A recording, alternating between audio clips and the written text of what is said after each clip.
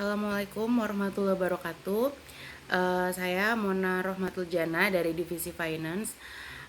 Hari ini di minggu keempat di bulan Desember 2022. Di sini aku mau bikin video pembelajaran tentang 11 cara menggali potensi diri untuk menunjang perkembangan karir.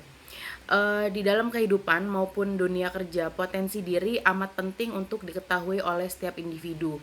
Secara psikologis, mengenali potensi diri dapat mempermudah seseorang dalam mengatur atau mengelola uh, kepribadian terhadap berbagai hal di luar dirinya. Potensi diri diperlukan pula di dunia kerja karena setiap individu dituntut untuk terus berkembang maupun mengembangkan potensi dari waktu ke waktu. Berikut ada 11 cara untuk menggali potensi diri agar dapat berprestasi. Pertama, cari tahu apa impian kita. Hal pertama yang bisa dilakukan untuk menggali potensi diri adalah mencari tahu apa impian kita. Impian dalam hal ini bisa menjadi sebuah hasrat yang ingin dicapai dengan kemampuan Anda sekarang. Dengan begitu, tanpa disadari, Anda akan mengenali potensi diri Anda dengan mengandalkan kemampuan yang menonjol dalam diri kita.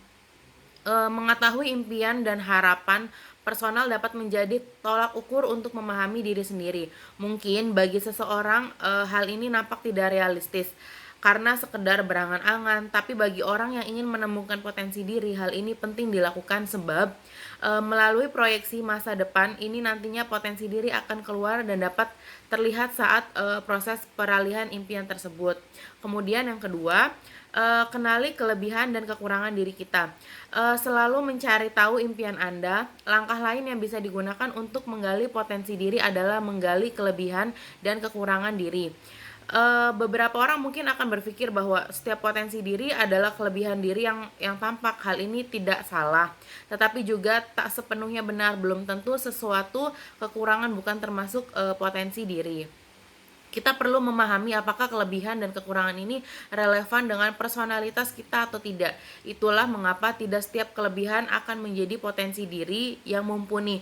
Kelebihan mungkin lebih cenderung berkolerasi dengan bakat, tetapi belum tentu juga hal itu dapat berarti potensi diri. Kemudian yang ketiga, ketahui apa yang Anda sukai. Cara yang cukup mudah untuk mengetahui relevansi suatu hal terhadap potensi diri adalah tentang suka atau tidak. Seperti yang sudah dibahas di atas, setiap kekurangan sebelum bukan potensi diri. Seseorang bisa saja tidak bisa bermain basket di usia 7 tahun, tetapi ia terus menyukai olahraga itu hingga berkembang menjadi atlet di usia 20 tahun. Potensi diri adalah penyoal apa yang disukai secara terus-menerus dikembangkan. Kekurangan tentu saja bukan hambatan bagi seseorang yang menyukai suatu hal. Potensi diri tidak mengenal lemah atau kuat, tetapi bagaimana ia suka untuk terus mengembangkan sesuatu secara terus-menerus. Kemudian yang keempat, berani untuk berbeda. Beberapa individu sering menyukai hal-hal yang nyaman yang mengikuti arus. Jika kita menggemari kopi, maka ia terpaksa mengikutinya. Atau jika kita ini lingkungan yang menyukai genre musik tertentu, ia pun mengikuti hal tersebut. Hal ini semacam akan membuat seseorang sulit untuk menemukan potensi diri. Potensi diri yang unik sehingga tidak masalah dengan berbeda. Oleh karena itu, menjadi berbeda bukanlah suatu hal yang buruk, sebab melalui keberanian untuk menjadi berbeda inilah seseorang akan menjadi yakin tentang hal apa yang ia suka dan ia kembangkan, meskipun tidak ada seorang pun di lingkungannya tertarik dengan hal itu. Kemudian yang kelima, berani menghadapi kegagalan. Seperti halnya perbedaan, kegagalan seringkali dihindari oleh beberapa orang. Kemauan untuk senantiasa berhasil memang baik. Namun jika tak pernah gagal, maka seorang itu sebenarnya belum siap untuk berhasil. Kegagalan dapat ditunjukkan potensi diri karena ini akan menimbulkan evaluasi dan introspeksi diri. Kemudian yang keenam, motivasi yang kuat.